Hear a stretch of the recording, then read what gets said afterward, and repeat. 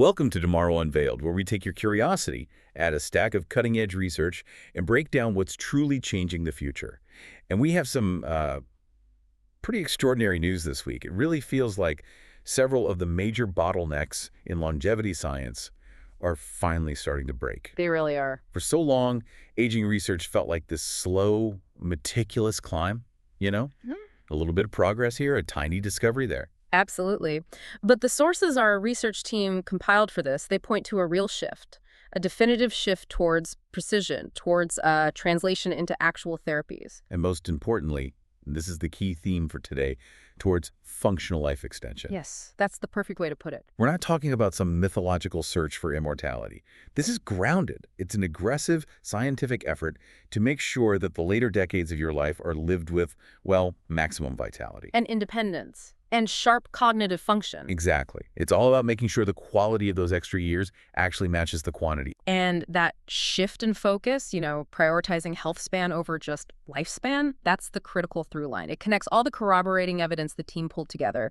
We're finally moving past these vague ideas of just getting old. Right. And we're arriving at these incredibly precise molecular roadmaps. For what we're covering on Tomorrow Unveiled today, we pulled findings from numerous peer-reviewed journals, institutional reports, all across immunology, metabolism, genetics. And it creates this unified picture. It really does. If aging used to be this black box, what we have now are the keys. We have the schematics. We can finally see the specific mechanisms that are driving age-related decline. Well, it is definitely time to use those keys. We have three massive and I think really intertwined themes to unpack for you today. And we're starting right down at the cellular level. A ground floor. First, we are diving deep into the Senolytics frontier.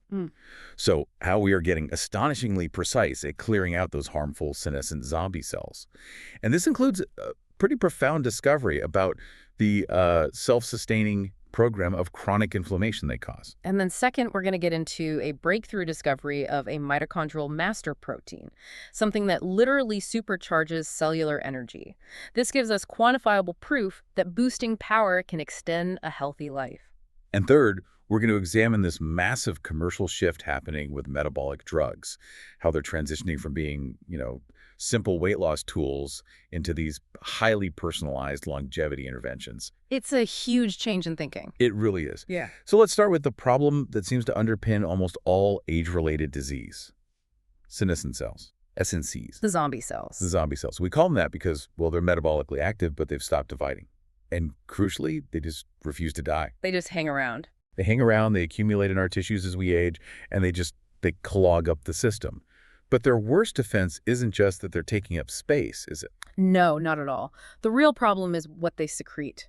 It's a toxic cocktail called the SASP, the senescence-associated secretory phenotype. And that's basically just a stream of inflammatory molecules. It is a constant stream of cytokines, growth factors, all driving this chronic, low-grade inflammation throughout the entire body. Which has a name now.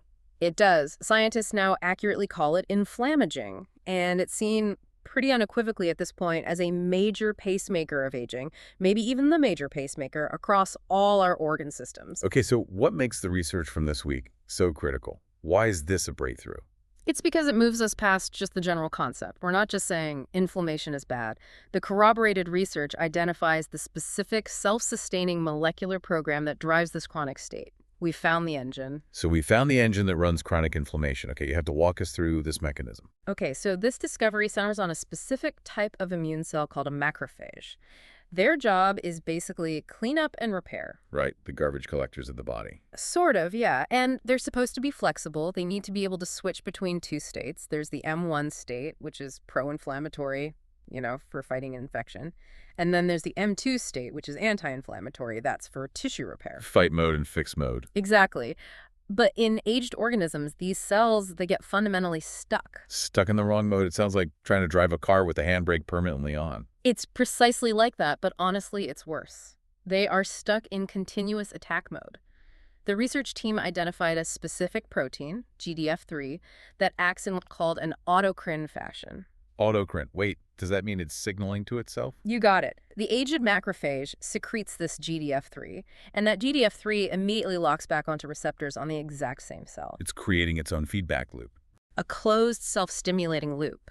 And this GDF3 activation then triggers another pathway, the SMAD23 signaling pathway, and that's what locks the cell into that M1 pro-inflammatory state. Wow.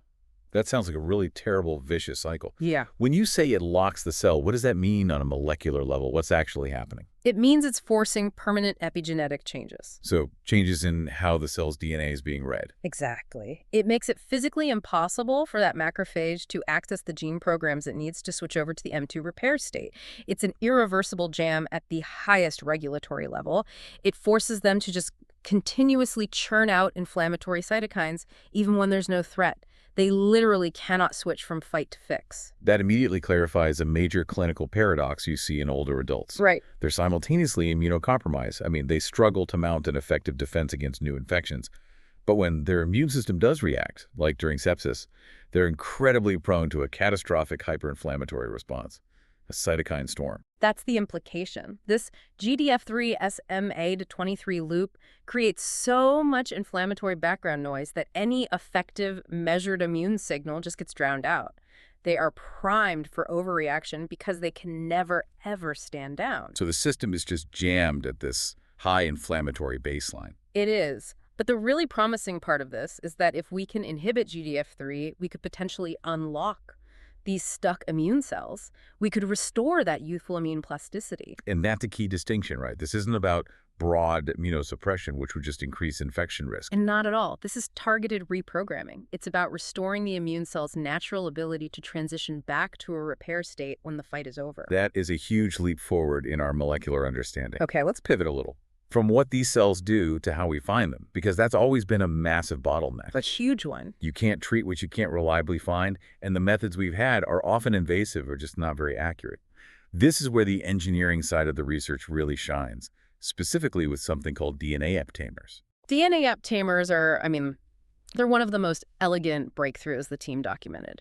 For decades, researchers relied on antibodies, these large, expensive, complex proteins. Right, the standard tool. The standard. Aptamers are different. They're short, synthetic, artificial sequences of DNA or RNA. When you synthesize them, they fold up into these unique three-dimensional shapes. And those shapes allow them to bind to very specific targets. With incredible specificity. It's like a key fitting into a lock. And they're cheaper, they're more stable, and they're way easier to manufacture at scale than traditional antibodies. And the research team, they had to put in a Herculean effort to find the right key for this particular lock. The notes say they had to screen over 100 trillion random DNA sequences. Why that astronomical number? That scale is it's what's necessary when you're searching for a molecular configuration that is perfectly unique. They were looking for aptamers that would bind specifically to a unique protein marker. It's a variant of fibronectin that's only expressed on the very surface of senescent cells. So this protein is the zombie cell flag. It's a precise aging signature. Fibronectin is a common protein, but this specific variant only accumulates on SNCs. The 100 trillion attempts, that's how you ensure you rule out any aptamer that might accidentally bind to a healthy neighboring cell. You need that level of certainty. That specificity is an absolute game changer. Yeah. So what's the significance for if you're listening, if scientists have these aptamers, what can they actually do with them? The significance is massive. It opens up two major pathways for clinical translation. First, non-invasive diagnostics. Okay. If we can tag a protein that's unique to senescent cells, theoretically, we could find these markers in a simple fluid sample, blood, urine, maybe even saliva, and we could diagnose your systemic senescent burden without ever needing a biopsy. Wow. And the second pathway? Targeted drug delivery. We can now use these aptamers as homing beacons. We can attach senolytic drugs directly to them. So the drug only goes to the zombie cells. It rides the aptamer directly to the target. This would drastically reduce the necessary dosage, and, more importantly, it would spare healthy tissue from any off-target effects. It turns Senolytics from, a broad-spectrum pharmaceutical into a true precision weapon. Precision detection leading directly to next-generation clearance strategies. It sounds like the field is really moving beyond just, take this pill to these structured complex protocols, what we're calling biostacking. The whole field is definitely maturing. It's moving from single-agent approaches to these sophisticated, really logical sequences. And the research team highlighted a novel senolytic approach that targets the SNC's unique metabolic state, It's called the pseudo-Warburg effect. Meaning the zombie cells have a weird way of producing energy. A very specific and vulnerable way. They are freely dependent on certain energy pathways. And researchers found that by disrupting specific glycolytic pathways, specifically something called PGAM1, TCA1 inhibition, they could basically starve the senescent cells. So they cause the cells to eliminate themselves. Through apoptosis or programmed cell death. Yeah, this sounds very focused. So instead of just poisoning the cell in general, you're cutting off its unique energy source. Exactly. It confirms that metabolic vulnerability is a primary weakness of these cells. And this vulnerability informs these biostacking strategies that are being discussed at recent longevity conferences. It's not about just throwing a bunch of supplements at the wall and hoping something sticks. It's a sequence. It's a 3-phase sequence for comprehensive rejuvenation, a logical plan. Okay, walk us through that phased approach. It seems like it provides a real template for a systemic, deep cleaning of the body. Right. So phase 1 is the foundation phase. Before you clean the house, you make sure you have the resources to recover. This means restoring NAD+ levels. Which you can do with precursors like nicotinamide riboside or NR. Correct. NAD+ is essential for thousands of enzymatic processes, DNA repair, energy production. So you boost the overall cellular energy capacity before you stress the system with the deep cleaning. Makes sense.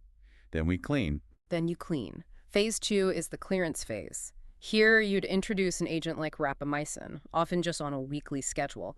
The goal is to activate autophagy. The cellular debris clearance system, the cell eating its own trash. It's the cell eating its own damaged or misfolded organelles and proteins. It's how you clean the inside of the cell. And then finally, phase 3. This is for the really stubborn stuff. The elimination phase, this is where you pulse specific senolytics like quercetin or fisetin to clear out the remaining stubborn senescent cells that autophagy just couldn't handle. The logic is really compelling.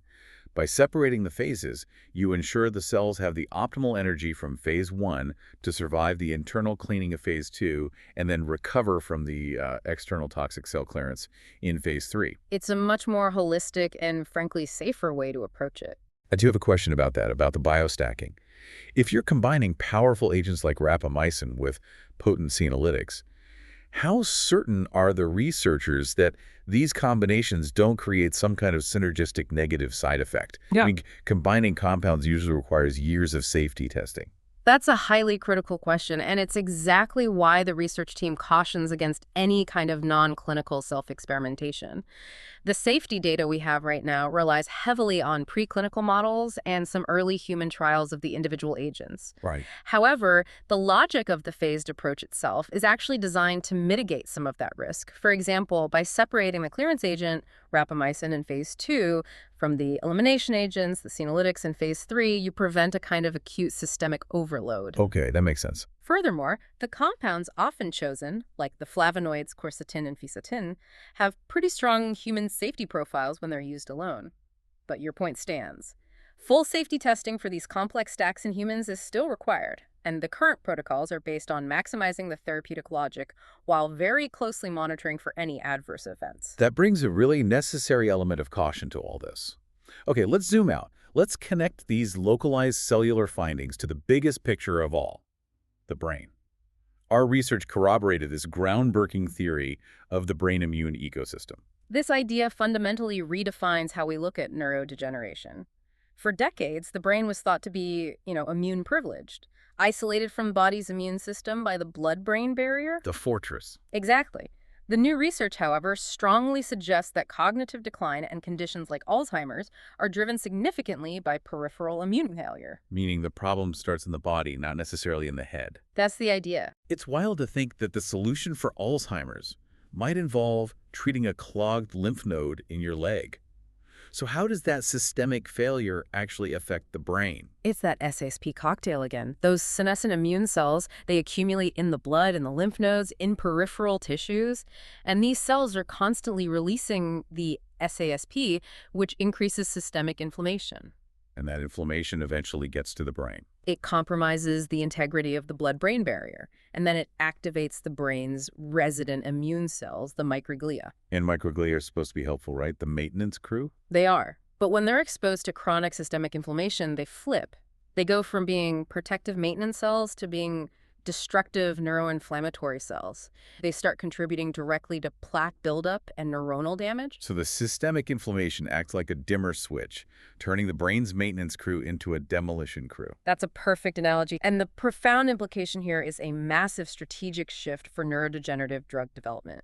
Instead of trying to get drugs to cross that barrier to clean up plaques, A notoriously difficult task. the treatment might actually focus on clearing those senescent immune cells out in the periphery, in the body. Reduce the systemic inflammation, and you let the brain's natural systems calm down and return to maintenance mode.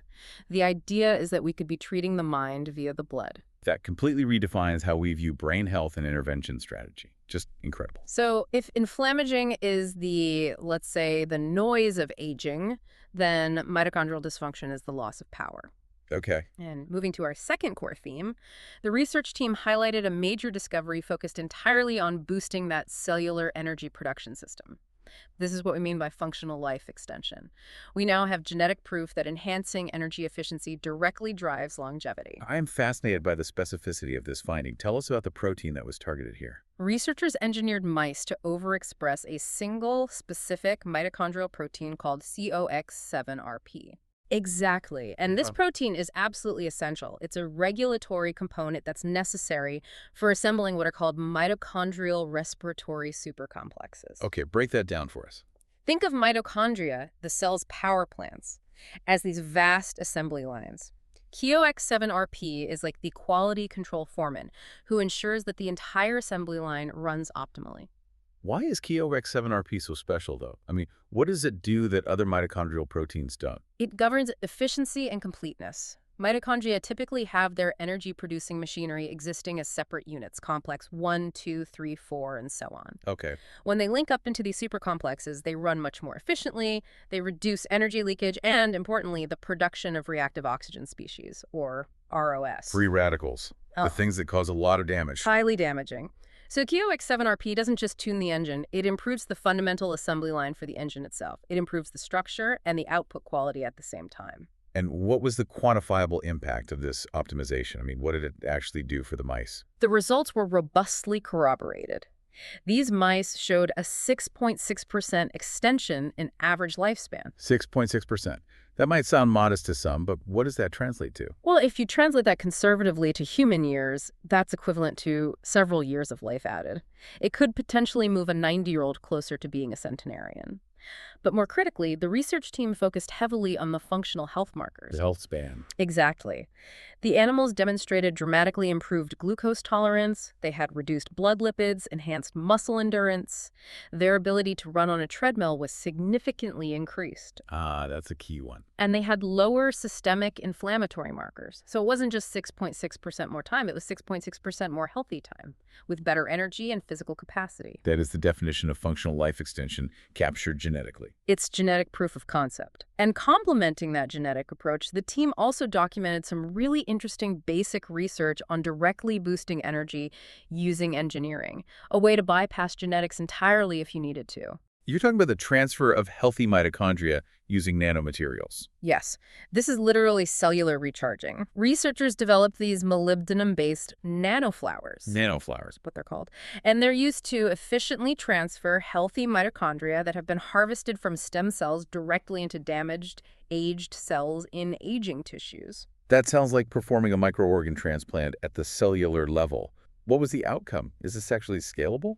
Well, the corroborated studies showed this technique resulted in a remarkable boost to cellular energy, that's ATP, and overall cell activity by 2 to 4-fold in the aged cells. 2 to 4 times the energy. It demonstrates a potential way to rapidly recharge aged tissue cells by just swapping in healthy power packs, especially in tissues that have high energy demands and suffer a lot of damage over time, like heart or muscle tissue. So while the work is still foundational, it suggests future therapies could involve, periodic mitochondrial boosts to reverse tissue fatigue? That's the long-term vision. Okay, so we've moved from the engine itself with QX7RP and the power packs with nanoflowers to systemic control. And the biggest commercial story in medicine right now is this repurposing revolution centered on metabolic drugs. GLP-1 agonists. I'm talking about GLP-1 agonists like semaglutide and tirzepatide, Ozempic, Wegovy, Mounjaro. The perception of these drugs is undergoing a fundamental rebrand. The major commercial entities, they're not treating them as simple weight loss drugs for the clinically obese anymore. Right. They are now being actively marketed and used as longevity tools, tools for metabolic optimization across a much broader non-obese population. So this is moving way beyond the traditional BMI thresholds, and it's targeting metabolic dysfunction long before it actually becomes a disease. What's the driver behind this? Is it just a profit motive, or is there a genuine scientific rationale for microdosing these in otherwise healthy people? The scientific rationale is actually very strong, and it aligns perfectly with this functional health span focus. The research team highlighted the launch of these proactive health programs that microdose these drugs to non-obese individuals, but it's based on very sophisticated biomarker testing. So it's not just for anyone. No.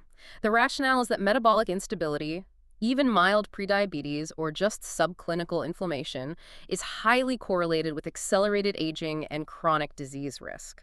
If you can intervene early, you can stabilize the whole system for decades to come. How sophisticated is this testing? I mean, we've all had basic blood work done. Yeah. What are they using to justify putting a non-obese person on a microdose of a pretty powerful drug? The programs are using a comprehensive 17 biomarker panel. This goes far, far beyond standard primary care.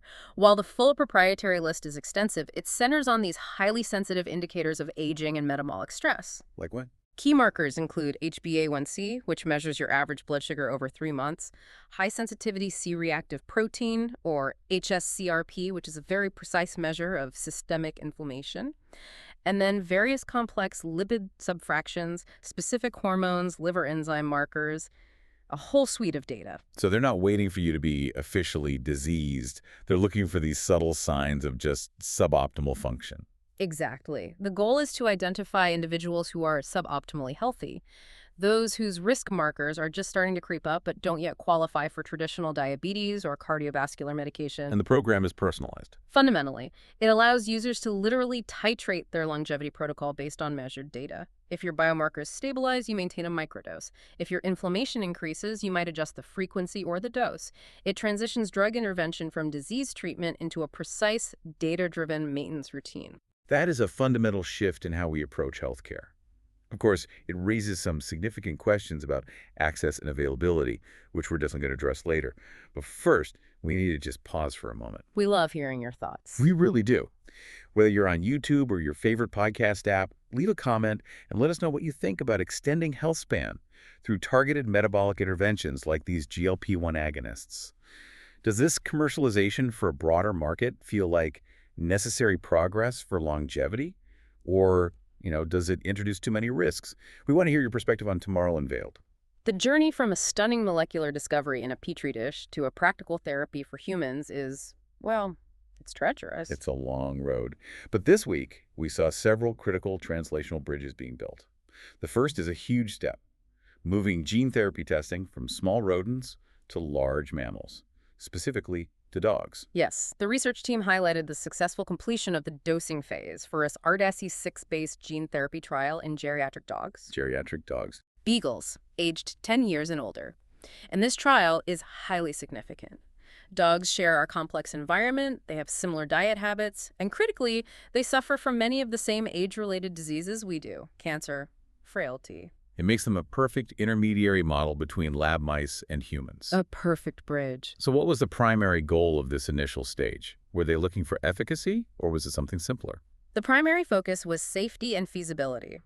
Any systemic gene therapy faces massive safety hurdles, and the main one is the delivery mechanism. For this, they used an adeno-associated virus, an AAV vector, to deliver the genetic material systemically throughout the body. And what was the outcome on the safety front? This was the major de-risking milestone. The research team reported 0 serious adverse events in the dogs. That's huge. It is. It confirms the safety of this particular AAV vector at this dose for systemic delivery in a large mammalian system. That's a massive relief for the entire field. And what exact genetic material are they delivering with that AAV? They're delivering a specific centenarian variant of the SART-T6 gene. SART-T6 is a key sirtuin protein. It's often called a longevity gene. And what does it do? It's known to be hyper-efficient at several vital cellular functions, but most notably DNA repair and stabilizing the genome. So we're not just giving them more SRT6, we are giving them a superior high-performance version of it. Exactly. It's a version found in individuals who have reached extreme old age, which strongly suggests it confers a real longevity advantage. And the specific goal of this dog trial. The functional goal is to reverse sarcopenia, that's age-related muscle loss and frailty. If they see robust efficacy data early next year, meaning stronger, healthier dogs, it will drastically clear the path for parallel human trials, possibly focusing on treating severe frailty syndromes in elderly humans. Okay, shifting from gene therapy to cellular manipulation. The other huge translational hurdle has always been cellular reprogramming. We know the Yamanaka factors can theoretically roll back the biological clock. Right. But the primary safety fear has always been, well, catastrophic. The risk of turning those aged cells into pluripotent stem cells that can cause dangerous tumors, teratomas. And that fear has kept cellular rejuvenation firmly in the lab. If you activate the full set of factors for too long, you completely erase the cell's identity. It becomes a blank slate, which is dangerous. So what's the breakthrough here? The breakthrough documented by the research team addressed this head-on with partial epigenetic reprogramming. Instead of activating the factors long enough to erase the cell's identity, researchers are pulsing them. Pulsing them. Activating them for short, very precise durations. How short are we talking here? And how can they be certain that even a short pulse doesn't risk some latent cancer effect down the line, especially if these cells are already aged and may be prone to genomic instability? That is the core challenge the research team tackled. The pulsing was measured in days, not weeks. And to ensure they maintained safety, they used incredibly stringent quality control checkpoints. After the pulse, they rigorously tested the resulting cells, specifically for the expression of key pluripotency markers, like OCT4 and SOX2. And what did they find? They confirmed that the cells did not lose their original identity. A skin cell remained a skin cell. And crucially, they verified the absence of teratoma formation when these rejuvenated cells were transplanted into immunodeficient mice. So the pulsing successfully rolled back the biological clock, restoring youthful gene expression without crossing that critical, dangerous line into carcinogenic pluripotent stem cells. It achieved both rejuvenation and safety. And the implication is critical. It suggests we don't need a full reset to factory settings. We just need a significant functional nudge. We can dial in just the right amount of rejuvenation to restore function, especially DNA repair and mitochondrial activity, without that catastrophic malignancy risk. This is the critical safety threshold that makes cellular reprogramming finally seem viable for eventual human application. It's a massive step. Okay, we've talked about Senolytics in the lab, but let's look at a practical human clinical trial result that proves their utility beyond just basic anti-aging. And that's Senolytics boosting cancer immunotherapy. Yes, the research team highlighted some really compelling results from a phase 2 trial. They took a senolytic drug combination, dasatinib and quercetin, and combined it with anti-PD-1 immunotherapy, Which is a standard cancer treatment. a standard of care for specific head and neck cancers. And this study connects two of our major themes, inflammaging and disease. What made the combination approach so striking in the results? The primary win was really twofold. First, the combination significantly enhanced the cancer immunotherapy response. It led to a very high pathological response rate, meaning the treatment was highly effective at shrinking the tumors. And the second part? Second, and this is equally important for the patient's functional health span, it dramatically reduced toxicity compared to traditional chemotherapy regimens. The safety profile was just vastly improved. Patients felt better. Why, though? Why does clearing out senescent cells in a cancer patient make the T-cell immunotherapy work so much better? It's a beautiful example of reversing what's called immunosenescence. Cancer immunotherapy relies on the patient's own T cells to recognize and kill tumor cells. Right. But in older patients, or even younger patients with a high senescent burden, the immune system is choked by these senescent immune cells, which are pumping out that inflammatory SASP. The background noise we talked about. Exactly. These toxic cells essentially block or confuse the naive T cells, making them ineffective. The Senolytics cleared out those blocking senescent immune cells, and that restored the function of the naive T cells. It allowed the anti-PD-1 drugs to work as they were intended. So by removing the immune noise, they made the standard treatment far more effective and less damaging to the patient's overall system. It's a perfect example of synergy. All of these biological breakthroughs are being, massively accelerated by powerful technological tools, especially AI. It's allowing for truly personalized medicine by finding aging signatures in data that we already have. Exactly. The idea that AI can find these hidden signals in existing medical records is truly fascinating. The research team detailed AI-enhanced imaging models that can measure adrenal gland volume using routine CT scans. So scans that were often taken for a completely unrelated reason, like diagnosing abdominal pain or checking for kidney stones. Precisely. And the adrenal glands are critical. They regulate cortisol and the body's long-term stress response. So the AI is just looking at a standard 3D scan and calculating the volume of a very specific tiny organ. How does it translate that volume into a measurement of stress? The measurement is called the Adrenal Volume Index. The AI model is trained on tens of thousands of scans that have been correlated with patient outcomes. It uses sophisticated pattern recognition to accurately delineate the adrenal glands, which are quite small and tucked away, and then it calculates their precise volume. And chronic stress affects that volume. Chronic long-term stress and high cortisol exposure are known to affect adrenal morphology. It often leads to hypertrophy, which is just enlargement. So a larger than expected adrenal volume index acts as a novel, non-invasive biomarker for chronic stress.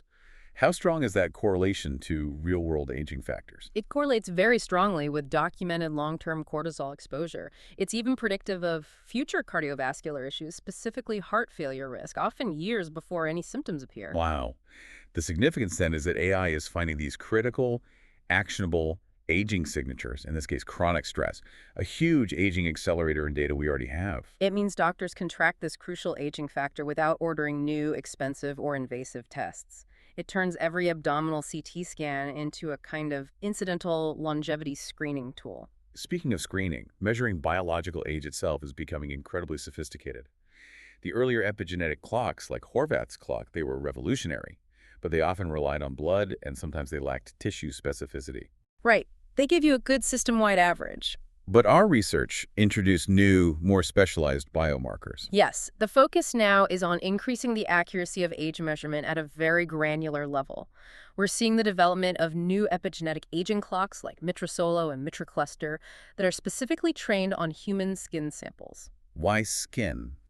And what makes these clocks different, or I guess better than the previous generation? Well, skin is our largest and most accessible organ. That makes it ideal for clinical sampling, especially in trials for, say, topical longevity interventions. Things like creams or localized treatments. Exactly. Previous clocks measured systemic aging through blood methylation, and that's a good overall average, but it struggled to capture the localized rejuvenation effects of a treatment that was only applied to one tissue. These new Mitra clocks focus specifically on tissue-specific methylation patterns just in the skin. So if a patient undergoes that partial cellular reprogramming we talked about for skin rejuvenation, these new clocks can objectively measure the biological rollback in that specific tissue. Precisely. They can predict age with about a 4-year accuracy, which is highly reliable. But their real utility is their ability to capture the rejuvenating effects of these experimental interventions. They provide objective evidence that a treatment is working at the tissue level. It moves the field away from subjective patient self-reporting, like, oh, my skin feels better. Few hard, verifiable data. Your skin now registers as 4 biological years younger. Incredible. But before we wrap up, we absolutely must dedicate some time to the necessary caution and the ethical debates that come along with such rapid progress. The research team emphasizes that we have to maintain scientific rigor and caution against overextrapolation from these early preclinical findings. The critical reminder that mice are not men. Absolutely. The research team made it very clear that the probability that any single widely available supplement, like an MN or any other nutrient, is some kind of silver bullet that controls aging. No. That probability is very low. Aging is a multi-system failure. It is. And single-target interventions are inherently limited. We need rigorous, long-term clinical trials across multiple systems to validate these combination therapies. Hype often outpaces the evidence, and safety has to remain paramount, especially given the costs involved. And that leads directly to the core ethical debate here, which is access. Longevity science is not cheap, especially when you're talking about gene therapy or personalized stacks of drugs. The financial disparity is stark. The research team presented some very sobering figures.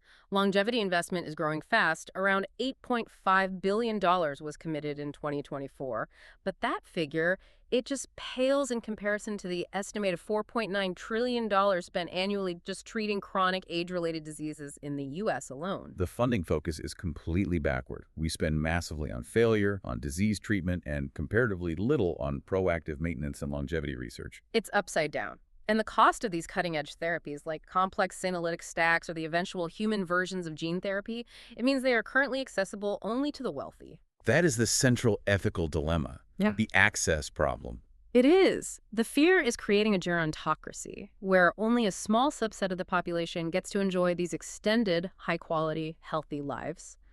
It would just exacerbate all of the existing health disparities. The question isn't just if we can extend health span, but who gets to benefit. And the introduction of GLP-1 agonists into the non-obese market, while it's scientifically justified for metabolic optimization, it really heightens this concern because it immediately makes a powerful longevity tool inaccessible to many people simply due to cost and insurance barriers. So the challenge for the next decade isn't just biological. It's translating these breakthroughs into affordable, accessible public health priorities. Precisely. The hope is that, eventually, regulatory approval and generic production, combined with utilizing existing approved medications like these repurposed GLP-1s, will eventually force broader accessibility, shifting these treatments from luxury goods to standard preventative care. We want to thank you for diving into this complex and vital material with us on Tomorrow Unveiled. And before our final thoughts, just a quick reminder. For our audio listeners, if you're listening on a podcast service like Apple Podcasts or Spotify, we'd be incredibly grateful if you could leave us a rating and review for Tomorrow Unveiled. It truly helps us reach new listeners. And if you're finding this insightful on YouTube, please take a moment to like this video, subscribe to Tomorrow Unveiled, and consider hitting that new hype button to help us reach more viewers. And of course, be sure to turn on notifications so you never miss an update on the future. So what does this immortality update ultimately mean for you? I think the key takeaway is that the black box of aging is truly open, and it reveals a system that's driven not by random wear and tear, but by specific, actionable molecular levers. Yes. We've moved from vague, philosophical concerns about aging to targeted, verifiable mechanisms we can actually intervene in. We've seen these key shifts across immunology, metabolism, genetics. The molecular targeting of inflammation through that GDF3-SM-10SMAD23 pathway, the precision detection of senescent cells using Aptamers, and the successful in vivo boosting of cellular energy and lifespan using that QX7RP master regulator. These aren't just hypotheses anymore. No, they are hard, verifiable data points that are rapidly transitioning into clinical trials. So what's the imminent future trajectory then? If this week was about finding the levers, what does the next 5 to 10 years look like in a clinical setting? The next phase will be defined by multimodal interventions. The single-pill silver bullet approach is being abandoned. Yeah. The future is integrated maintenance. It's combining Senolytics, immune-boosting, mitochondrial enhancers, and metabolic drugs, often using that biostacking model we discussed. The goal is the integrated maintenance of stability across all of these systems simultaneously. Because fixing one problem without supporting the others just leads to failure downstream. Exactly. It's a systems biology approach. That's a powerful and complex vision for the future of health. To close this out on Tomorrow Unveiled, I want to leave you with a fascinating and I think really provocative thought that challenges one of the oldest dogmas in longevity science. The research team highlighted a remarkable biological paradox. It's the case of a 117-year-old supercentenarian whose cells behaved on average 17 years younger than her chronological age. Incredible. But what was the shocking detail? The shocking detail was that the analysis noted she had exceptionally short telomeres. For decades, telomere length, the protective caps on the ends of our DNA, has been held up as the primary physical measure of aging. The longer the better. That was the idea. That was the dogma. But here we have this extreme outlier, a person who lived an exceptionally long life with exceptionally short telomeres. So if her functional maintenance, things like her preserved mitochondrial function and her effective DNA repair mechanisms, if that's proving to be more critical to her longevity than the structural length of her telomeres, what does that suggest for our focus moving forward? It raises a fundamental question, doesn't it? Does it mean we should stop worrying so much about the physical ends of our DNA and maybe focus entirely on the energy and the repair mechanisms that power the middle? Is structural perfection actually secondary to robust functional performance? Something to consider. Until the next time we unveil tomorrow.